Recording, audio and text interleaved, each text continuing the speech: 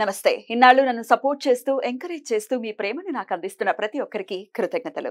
అలాగే ఈ వీడియో కూడా ఖచ్చితంగా మీకు ఉపయోగపడుతుంది. లైక్, షేర్ అండ్ సబ్స్క్రైబ్ చేసి మీ సపోర్ట్‌ని నాకు అందించండి. అలాగే ఈ వీడియో పట్ల మీకున్న అభిప్రాయాన్ని కామెంట్ సెక్షన్‌లో కామెంట్ చేసి తెలియజేయండి. ఇప్పుడు వీడియోని చూద్దాం. నమస్తే, వెల్కమ్ టు అవర్ ఛానల్. నేను పద్మిని. ప్రస్తుతం మనతో పాటు ఆధ్యాత్మికవేత్త అలాగే మహాభారతం రీసెర్చర్ డాక్టర్ బాలమ్మ గారు మనతో పాటు ఉన్నారు. మాట్లాడదాం. నమస్కారం అమ్మా. నిత్యం మనం పూజ చేసుకునే ఖచ్చితంగా మనకి మన పెద్దవాళ్ళు మన తల్లిదండ్రులు ఏం నేర్పారో లేకపోతే మన అత్తగారు ఏం చెప్పారు అనేది దాన్ని బట్టి చక్కగా పూజ చేసుకోవటం అనేది ఎవరికి తెలిసిన విధానంలో వాళ్ళు చేసుకుంటూ ఉంటారు. అయితే ఈ ప్రసాదం విషయం దగ్గరకు వచ్చేసినప్పుడు అండి ఖచ్చితంగా రకరకాల సందేహాలు వచ్చేస్తుంటాయి. కొంతమంది ఓన్లీ బెల్లం ముక్కే పెడుతూ ఉంటారు, లేకపోతే కొబ్బరికాయ కొడుతూ ఉంటారు శనివారం అయితే, లేకపోతే ఈ మిశ్రీ నైవేద్యంగా పెడుతూ ఉంటారు. మహా నైవేద్యం కూడా పెట్టేటటువంటి పరిస్థితి ఉంటుంది కొన్ని ఇళ్లలో. అయితే మహానైవేద్యం పెడితేనే స్వామి సంతోషిస్తాడా, లేకపోతే అయ్యో నేను రోజు బెల్లం ముక్కే పెడుతున్నాను అని బాధపడుతూ ఉంటారు, నేను చేయలేకపోతున్నాను. ఎందుకంటే లైఫ్ స్టైల్లో చాలా రకాల మార్పులు వచ్చేసాయి. స్నానం చేయకుండా వంటింట్లోకి వెళ్ళిపోవటం, వంట చేసేయడం, ఆబ్వియస్ గా ఆ వంటను తీసుకొచ్చి మనం స్వామివారికి పెట్టలేము. అందుకని దానికి ప్రత్యామ్నాయంగా ఇంకోటి ఏదో తీసుకురావటం, ఇట్లా రకరకాల విధి విధానాలు వచ్చేసాయి. అసలు స్వామి ఏది స్వీకరిస్తారు? ప్రతినిత్యం మన పూజలో స్వామికి ఏది ప్రసాదంగా సమర్పించవచ్చు, ఏది ప్రసాదంగా సమర్పిస్తే ఖచ్చితంగా ఆయన అనుగ్రహాన్ని పొందొచ్చు? అంటే ఆయన కడుపు కూడా నిండాలి కదా, మన ఇంట్లో ఉన్నారు కదా, మరి ఎలా ఏం చేయాలి? మంచి ప్రశ్న సార్. Thank you. నన్ను అడుగుతుంటారు కొంతమంది ఇలాగా అప్పుడప్పుడు, ఈ టైంలో ఇలా ఉన్నామండి, ఏం చేయమంటారు అని చెప్పని. అసలు ముందర స్నానం చేయకుండా వంట చేయడమే తప్పు. వంట కాదు అసలు ఏమీ చేయకూడదు. అంటే మనం బాగా అడ్వాన్స్ అయిపోయి శుచి శుభ్రత బాగా పాటిస్తున్నాం అని చెప్పి అనుకుంటూ ఉంటారు. కానీ ఇక్కడే ప్రాథమిక పరిస్థితి ఇక్కడ మన వాళ్ళు చెప్పింది స్నానం చేసి చెయ్యాలి ఏ పని చేసినా అని. ఎందుకు స్నానం చేయాలి? మరి పడుకుని లేచి ఇక్కడికి వెళ్ళి అక్కడికి వెళ్ళి ఆ శరీరం నిండా కనిపించని సూక్ష్మజీవులు ఉంటాయి. నిజంగా వాళ్ళు ఎవరో చెప్పారు, మైక్రోస్కోప్ కనిపెట్టిన వాడు మళ్ళీ అన్నం తినలేకపోయాడా ఆయన అని చెప్పాను. చూసిన తర్వాత ఇంకా చాలా జీవితం అనుకున్నాడే పాపం. నిజంగా కనుక మనం చూస్తే మన చుట్టూరు ఎన్ని ఉంటాయో అలాగా డెడ్ సెల్స్ ఉంటాయి, బాడీ నిండా ఉంటాయి కదా. పడుకుని లేచిన తర్వాత ఆ బట్టలు కూడా పనికిరావు, శవం మీద బట్టలతో సమానం అని చెప్పని అంటారు. మరి ఆ బట్టలతోనే మొత్తం తిరిగేసేసి చేయడం అనేది తప్పు. శరీర శుద్ధి, మనశుద్ధి తర్వాత ముందర శరీర శౌచం అనేది కావాలి. అది కేవలం ఏదో వారాలు వర్జాలు ఎప్పుడైనా కాదు, రోజు కూడా ఒక చెంబుడు నీళ్లు పోసుకుని వచ్చేసేసి మనం మిగతా పనులు చేయడంలో పెద్ద విషయం ఏం కాదు. అది కావాలన్న తర్వాత చేసుకోవచ్చు, ఇంకా కొంచెం శుభ్రంగా ఉండడం కోసం అని చెప్పి. నెక్స్ట్ రోజువారీ ప్రసాదాలు అందరికి కుదరకపోవచ్చు, అందరికి మహానైవేద్యాలు కుదరవు. హడావుడి అవ్వచ్చు, ఇద్దరు గనక వర్కింగ్ ఉమెన్ ఆవిడ కూడా అయితే గనక ఇంకా కష్టం అవుతుంది. అవునండి, వంట చేసుకుని ఇవన్నీ చేసుకోవాలంటే. పైగా ఒక్కొక్కసారి వీళ్ళు బయట తెప్పించుకుని తినే పరిస్థితులు కూడా ఉంటాయి, చేసే వీళ్ళు లేక. కానీ ఏదో పెద్దవాళ్ళ దగ్గర నుంచి వస్తుందనో లేదంటే ఒక భయమో భక్తో మనం ఏదో పటం పట్టి ఇంట్లో పెట్టుకునైనా పూజ చేసుకోవాలి లేదా అనుకోవాలి అని కొంచెం భయమైనా ఉంటుంది కదా. లేదా భగవంతుడి దగ్గర నుంచి మనకేదో కావాలి అని ఆశించైనా ఇది చేయకపోతే మనకి రావేమో అని ఆ కాస్త భయమైనా ఉంటుంది. కాబట్టి ఏదో ఒకటి చేయాలని అనిపిస్తూ ఉంటుంది. వంట చేయలేకపోవచ్చు. మీరు చెప్పినట్టుగా బెల్లం ముక్కే నైవేద్యం పెడితే ఏమన్నా కడుపు నిండుతుందా ఆయనకి అని చెప్పనంటే, విశ్వం అంతా వ్యాపించినటువంటి వాడికి ఎంతని పెట్టగలం, ఏం పెట్టగలం ఎంతని పెట్టగలం. నిజంగా ఆయన వచ్చి అక్కడ కూర్చుంటే మనం పెడుతుంది అసలు ఏమన్నా సరిపోతుందా? నిజంగా మనం పెడుతున్నది మనం సంపాదించిందా? ఇది మనం క్రియేట్ చేసింది కాదు. పువ్వుల దగ్గర నుంచి కూడా మన సొంతం ఏం లేదు అక్కడ. మన సొంతం ఏముందంటే మనస్సే మన సొంతం. భగవంతుడు మనకి ఇచ్చాడు, ఆ మనస్సునే ఇచ్చాడు అంతే. మిగతా అన్ని వాళ్ళ మీద అక్కడెక్కడి నుంచో బియ్యం పండించిన వాడు, ఆ వర్షం దగ్గర నుంచి, ఆ పండించిన వాడి దగ్గర నుంచి, మధ్యలో ఈ మధ్య దళారీ దగ్గర నుంచి ఇక్కడి నుంచి మన ఇంట్లోకి వచ్చాయి బియ్యం. అవునండి, అది కాస్త వండి పెడుతున్నాం. అది పెద్ద గొప్ప మంద గొప్ప ఏం కాదు. తర్వాత ఈ కేవలం వీటితోనే తృప్తా అని చెప్పినంటే తృప్తి ఉండదు.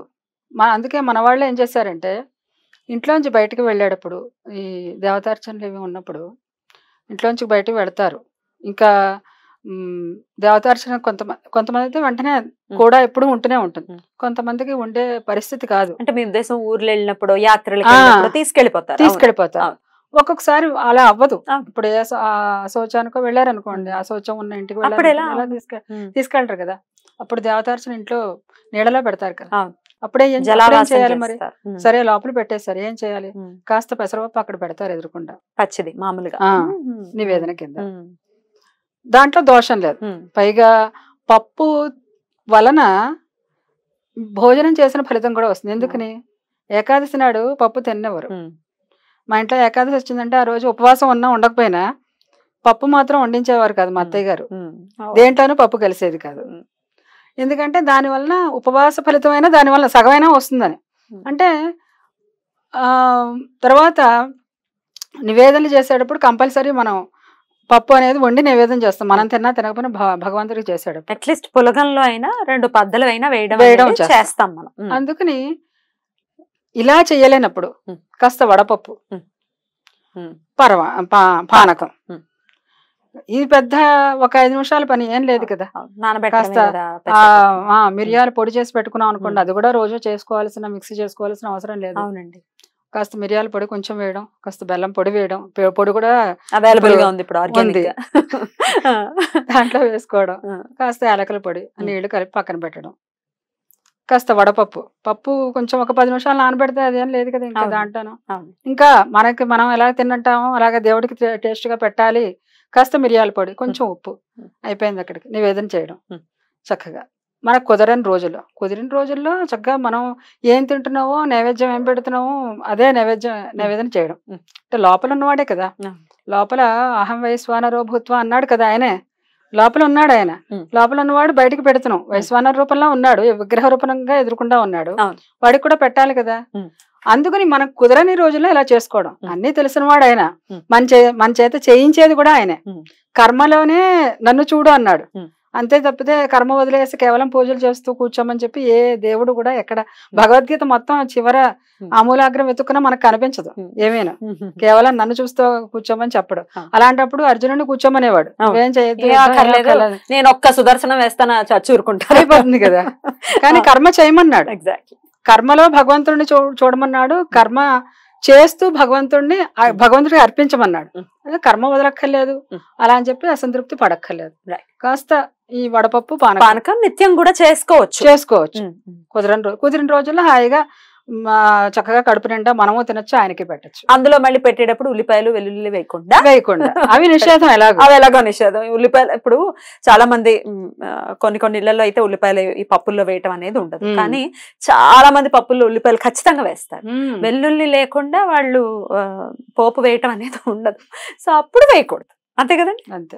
ఇంకా దాంట్లో కూడా ఉల్లిపాయలు అసలు వాటిలో కొన్ని కూరలు అవి కూడా పూర్వం నుంచి వస్తున్నాయి కదా. ఒక దాంట్లో ఉంది వెల్లి, ఉల్లుల్లి, ఇంకా కొన్ని కూరలు ఉన్నాయి. అవి ఎక్కడి నుంచి పుట్టాయంటే ఒక రాక్షసుడు రక్త బిందువు నుంచి పుట్టాయి అని చెప్పాను. అందుకే అంత రజోగుణం అందుకని వాటిని నిషేధించారనమాట. ఇంకా కొన్ని నిషేధ పదార్థాలు ఉన్నాయి, మెయిన్ గా ఇవి మనం పెట్టుకున్నాం. సో మరి అది కుదరని పక్షంలో వడపప్పు, పానకం అనేది సరిపోతుంది. ఇంకా కొంచెం సింపుల్ గా చేసుకుంటే ఈ పులగం అనేది ఒకసారి వివరించండి. పులగంని నైవేద్యంగా ఎలా పెట్టుకోవచ్చు? పులగం అంటే ఇప్పుడు దాంట్లో కొంచెం అన్నం వండి దానికి ఒక గ్లాసు బియ్యం తీసుకున్నాం అని చెప్పానంటే ఒక 1/2 గ్లాస్ పెసరపప్పు వేసేసి 2 ఉడకబెట్టుకోవడం, కొంచెం జీలకర్ర వేసుకోవడం, కొంచెం మిరియాల పొడి, ఉప్పు, పసుపు, కొంచెం ఆవు నెయ్యి వేసేసి మంచిగా ఉడకబెట్టి రుచిగా పైన నెయ్యి వేసి నైవేద్యం పెట్టచ్చు. ఇంక ఇవన్నీ ఉల్లిపాయలతో కుదరట్లేదు మాకు అనుకుంటే ఇది ఒక్కటి కూడా సరిపోతుంది. ఇది మహానైవేద్యం కింద కన్సిడర్ సరిపోతుంది చక్కగాను. ఇంకే మరి సూక్ష్మంలో మోక్షం, అంతే. చక్కగా సరిపోతుంది.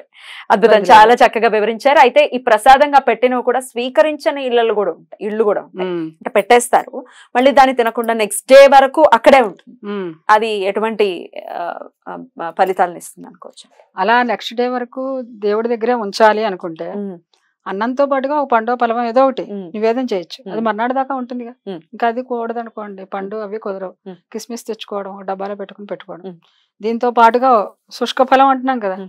దాన్ని నివేదన చేయడం. డ్రై ఫ్రూట్స్ ఆ చక్కగా. ఉమ్, ఆ పండుని అక్కడ పెట్టడం స్వామివారి దగ్గర. ఉమ్. ఇది మనల్ని ప్రసాదం తీసుకోవడం. ఎప్పుడు ప్రసాదం తీసుకునేటప్పుడు తీసుకునే ముందర ఎవరికైనా పెట్టి తింటాం. ఉమ్. ఇది మంచి అలవాటు. ఉమ్. లేదండి ఒక మెతుకు కూడా మిగలకుండా మేమే తింటాం అని చెప్పినంటే మళ్ళీ మనకెలా పుడుతుంది తర్వాత? కొంచెం డిపాజిట్ కూడా చేయాలి కదా. ఎవరో మనిషో లేకపోతే ఒక పశువో పక్షో ఏ వచ్చినా దాన్ని కాస్త పెట్టడం, మనం తింటాం. ఈ విధానాన్ని ప్రసాదం అనుసరించారు. చాలా చక్కటి తరుణోపాయాన్ని ఖచ్చితంగా మాకు తెలియజేశారు. డెఫినెట్ గా దీన్ని అనుపడుతుందని అనుకుంటున్నాను. Thank you so very much అండి. నమస్తే. నమస్తే.